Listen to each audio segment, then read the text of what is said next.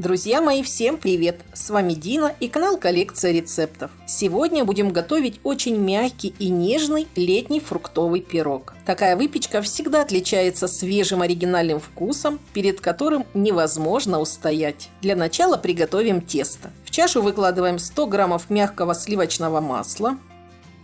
Добавляем 80 граммов сахара и все хорошо взбиваем до посветления. Затем, продолжая взбивать, добавляем по очереди 2 яйца, каждый раз смешивая массу до однородности. Туда же всыпаем 100 граммов муки, 20 граммов крахмала, у меня картофельный, щепотку соли, ванилин или ванильный сахар, 5 граммов разрыхлителя и цедру одного лимона или апельсина. Массу смешиваем на самой низкой скорости. И как только смесь станет однородной, сразу же выключаем миксер. Должно получиться вот такое мягкое, нежное и воздушное тесто.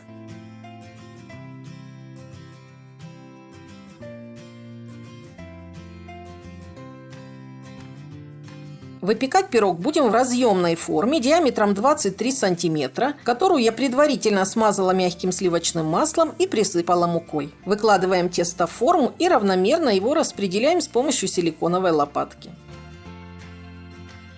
Пока отставим тесто в сторонку, займемся фруктами. У меня было 500 граммов черешни, из которой я удалила косточки, и сейчас в миске 430 граммов очищенных ягод. Чтобы во время выпечки ягоды не сильно пустили сок, присыпаем их 1 чайной ложкой крахмала и 1 чайной ложкой муки. Перемешиваем и выкладываем поверх теста. Фрукты равномерно распределяем по всей поверхности, а остатки муки и крахмала высыпаем поверх ягод.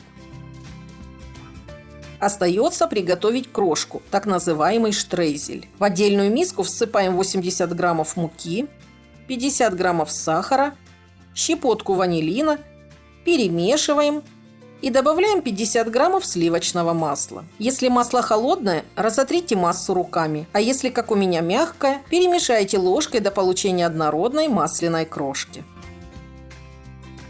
Подготовленный штрезель ровным слоем высыпаем на ягоды. В качестве фруктовой начинки, кроме черешни, можно использовать вишню, черную и красную смородину, чернику, землянику, сливы, абрикосы, персики, кисло-сладкие яблоки и так далее. Подготовленную форму отправляем на выпечку. Если вы планируете печь пирог в духовке, то выпекайте его на среднем уровне на режиме верхний и нижний нагрев без конвекции при температуре 170 градусов минут 40-45. Но сегодня, по вашим просьбам, я буду выпекать его в аэрофритюрнице, поскольку довольно часто получаю от вас комментарии с просьбой показать именно рецепты выпечки в этом приборе. Учитывая, что в аэрофритюрнице нагревательный элемент находится сверху, форму с выпечкой необходимо устанавливать на решетку как можно ниже, но не на самое дно, а так, чтобы горячий воздух беспрепятственно циркулировал по всей камере. Выбираем режим выпечка, устанавливаем температуру 150 градусов и время приготовления 1 час. Наличие в рабочей камере вентилятора, то есть конвектора, говорит о том, что в этом приборе есть функция принудительной конвекции. А значит, в сочетании с верхним нагревом она обеспечит прекрасный результат приготовления даже при более низких температурах, как правило, на 15-20 градусов ниже, чем вы печете в обычной духовке. Принцип конвекции заключается в постоянном перемешивании слоев воздуха, что обеспечивает равномерную температуру по всему объему камеры. Если вы печете с конвекцией, то неважно где – в духовке, микроволновке, в мини-печи или в аэрофритюрнице, температуру выпечки необходимо устанавливать на 15-20 градусов ниже, чем заявлено в рецепте. Поэтому я стараюсь оговаривать этот момент в своих видео. Время вышло, и вот что в результате у нас получилось. Чудесный фруктовый пирог с аппетитной золотистой хрустящей крошкой. Даем ему немного остыть, а теперь давайте разрежем и посмотрим, какой он внутри. Снимаем разъемное кольцо и нарезаем.